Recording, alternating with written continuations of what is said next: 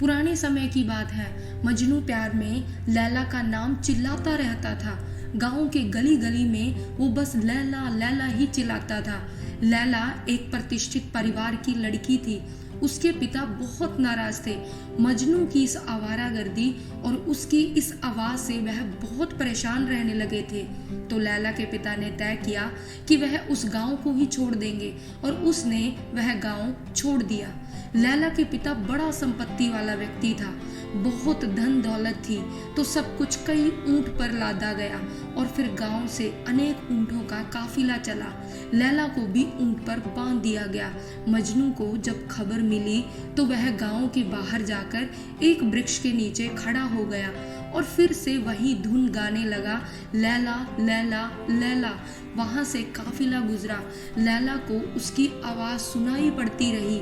लैला की आंखों से आंसू टपक रहे थे लेकिन कोई उपाय ना था। काफिला दूर होता गया। मजनू की आवाज जोर से होने लगी। काफिला दूर होता गया। मजनू चिल्लाता रहा, बस चिल्लाता रहा। यह कहानी एक सूफी कहानी है। ध्यान दीजिए, इसका संबंध साधारण प्रेम की दुनिया से नहीं है। लैला परमात्मा का प्रतीक है। यह सूफी भक्त का प्रतीक है और मजनू भी भक्त का प्रतीक है। मजनू खड़ा ही रहा। उसी वृक्ष के नीचे कई महीनों बीते। सर्दी, बरसात, गर्मी, ठंडी, न जाने कितने ऋतु गुजरे मगर वो चिल्लाता ही रहा, लैला लैला। जब तक धुन रही, जब तक वाणी में शक्ति रही, जब तक श्वास रही, चिल्लाता रहा। 12 बरस बीत गए। तब लैला वापस लौटी। उसने गांव में पता लगाया कि मजनू कहाँ है। लोगों ने कहा, मजनू तो अब नहीं है, सिर्फ मजनू की आवाज और वह भी रात के सन्नाटे में। अगर गांव के फलाफल वृक्ष के नीचे जाकर खड़ी रहो तो सन्नाटे में रात को आवाज आती है, लैला लैला। लोगों ने बताया, मजनू का तो कुछ पता नहीं लेकिन आवाज आती है। शायद मजनू भूत हो गया है।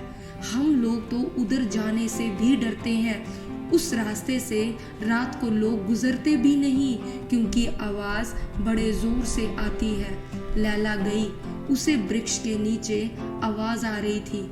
दूसरों को रात के सन्नाटे में आवाजें सुनाई पड़ती होंगी क्योंकि आम आदमी के दिमाग में दिन भर 1000 तरह की बातें चलती रहती है, मगर लैला को तो दिन में ही सुनाई पड़ने लगी।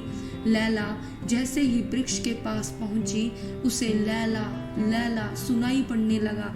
वही आवाज जो 12 साल पहले उसने उस जगह सुनी थी, वैसी ही आवाज आ रही थी। जब वो वृक्ष के पास गई तो चकित हो गई। मजनू मरा नहीं था, वो तो 12 साल वृक्ष के साथ खड़ा रहकर उस वृक्ष से जुड़ गया था। उसके हाथ वृक्ष की शाखाएं हो गए थे।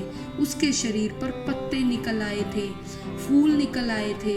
अब वह वृक्ष का ही हिस्सा हो चुका था और सारे वृक्ष से ही धुन निकल रही थी, लैला लैला। लैला मजनू की यह कथा मामूली नहीं है। यह एक भगवान में भरोसा रखने वाले प्यार के जोड़े की कथा है।